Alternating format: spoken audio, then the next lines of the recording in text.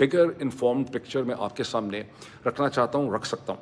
इसे बिगर inform picture कहना इसलिए ज़रूरी है कि पाकिस्तान रिलेटेड सोशल मीडिया पे इस हवाले से जो मुख्तलिफ़ किस्म के कमेंट्स हो रहे हैं वो मैंने देखे हैं। वहाँ पर एक माइक्रो पिक्चर तो आ रही है कि इस किस्म का मिसाइल, इस किस्म का हमला, इस किस्म की खुशखबरी, इतना बड़ा हमला, ये सारी चीज़ें वहाँ पे हो रही हैं, लेकिन उससे एक एक्यूरेट बिगर पिक्चर समझने में मदद नहीं मिलती। ये जो बिगर पिक्चर है, इसका जो सेंट्रल प्लांक है, जो इस वक्त की सबसे इम्पोर्टेंट डेवलपमेंट है, जिसकी एक्यूरेसी को हम ठीक तरह से जज नहीं कर सकते, वो ख़बर है जो मगरब के ज़राए अबलाग में मसलसल गर्दिश कर रही है और जो मगरब के अंदर एनर्जी मार्केट्स जो हैं और जो स्टॉक मार्केट्स हैं, जो फाइनेंशियल मार्केट्स हैं, जो हिस्सेस और शेयर्स हैं, उसके ऊपर इफ़ेक्ट हो रही है। ये ख़बर क्या है?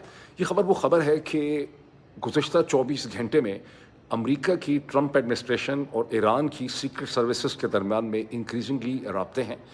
अमेरिका में जो बड़ा अखबार है न्यूयॉर्क टाइम्स, उसने इसे रिपोर्ट किया है, लेकिन उसके अलावा अमेरिका के दर्जनों और जो मीन्स ऑफ इंफॉर्मेशन हैं वो भी इसे डिस्कस कर रहे हैं। यूरोप की पब्लिकेशंस में भी ये चीज़ डिस्कस हो रही है, जो फाइनेंशियल मार्केट्स हैं उसके अंदर भी ये चीज़ डिस्कस हो रही है। उसका एक सर्टन इम्पैक्ट है और वो ये है कि ईरान की सीक्रेट सर्विस ने एक वेस्टर्न कंट्री और एक मिडिल ईस्टर्न कंट्री के ज़रिए अमेरिका की सेंट्रल इंटेलिजेंस एजेंसी को वो उन्होंने कॉन्टैक्ट किया है और ट्रंप एडमिनिस्ट्रेशन को उन्होंने एक डील की ऑफ़र की है। वो डील क्या है, उसकी कोई तफसीलात हमारे पास नहीं है। इस स्टेज पे ये भी क्लियर नहीं है कि ईरान की सीक्रेट एजेंसी के साथ कौन सा वेस्टर्न कंट्री और कौन सा middle eastern country in touch है। कयास ये किया जा सकता है कि मिडिल ईस्टर्न कंट्री में दो नाम जहन में आते हैं।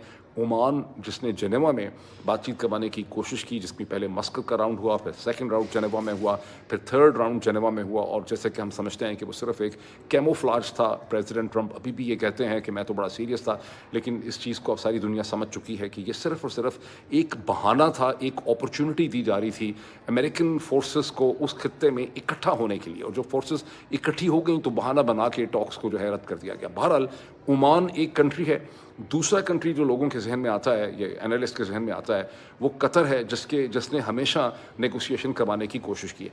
वेस्टर्न कंट्री कौन सा है, उसके बारे में ख्याल ये है कि वो इटली है, जिसने इस किस्म की नेगोशिएशन करने की पहले भी कोशिश की थी, जिसे ईरानियंस ने रद्द कर दिया।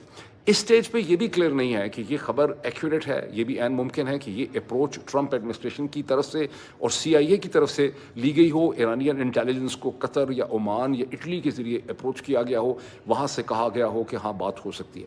इस खबर की अहमियत, जैसे कि मैंने आपको शुरू में कह दिया, कि इसकी अहमियत ये है कि जो एक्सट्रीम वॉलेटिलिटी थी ऑयल मार्केट्स में, गैस मार्केट में और स्टॉक मार्केट में, उसे इस खबर ने ठंडा कर दिया है। उसकी मज़ीद तफसीलात जो है मैं आपके सामने अभी रखता हूँ, लेकिन इस खबर की पहले पॉलिटिकल सिग्निफिकेंस क्या है। इस खबर की पॉलिटिकल सिग्निफिकेंस ये है कि अगर ऐसी सीक्रेट कम्युनिकेशन आगे चलती है ईरान के रजीम के साथ, जहाँ पर मुज्तबा ख़ामेनाई ऑलमोस्ट कन्फर्म हो चुके हैं, इमाम ख़ामेनाई के साहिबजादे जिनकी उम्र 54 बरस की है, बाज़ हल्के ये कहते हैं कि वो अपने वालिद साहब से ज़्यादा एक्सट्रीम पोजीशन रखते हैं, कुछ कहते हैं नहीं वो मॉडरेट हैं। ये तमाम के तमाम जो कमेंट्रीज़ हैं ये लायानी, बेमानी, फजूल और वाहियात किस्म की कमेंट्रीज़ हैं, बिकॉज़ वेस्टर्न मीडिया में जब लफ्ज़ मॉडरेट, एक्सट्रीम इस्तेमाल किए जाते हैं तो वो खासे मिसलीडिंग किस्म के होते हैं और वो अपनी मर्ज़ी से उनको इस्तेमाल किया जाता है। तो मैंने देखा है कि दर्जनों पब्लिकेशंस में कहीं उनको मॉडरेट बताया जा रहा है, कहीं उनको एक्सट्रीम बताया जा रहा है, कभी उनको एक चीज़ बताई जाती है, कभी उनकी दूसरी चीज़ बताई जाती है। जहन में रखिए कि इमाम, अच्छा, एक सबसे बड़ा इसका डिज़ास्टर जो मैंने कमेंटेटर का देखा है कि ट्रंप की स्ट्रेटजी का अंजाम ये हुआ कि इमाम ख़ामेनाई को इमाम ख़ामेनाई से ही रिप्लेस करवा दिया। यानी इमाम ख़ामेनाई को इमाम ख़ामेनाई से रिप्लेस कर दिया है। इससे आप अंदाज़ा लगा सकते हैं कि रजीम चेंज ऑपरेशन जो है वो किस डायरेक्शन में खड़ा है, वो किस हद तक फेल हो गया। अगर ये टॉक्स होती हैं, जिन टॉक्स का मैं जिक्र कर रहा हूँ, जिसकी वजह से मार्केट से इन्फ्लुएंस हो रही हैं, तो इसका मतलब ये है कि फिर डोनाल्ड ट्रंप रजीम चेंज से रजीम अल्टरेशन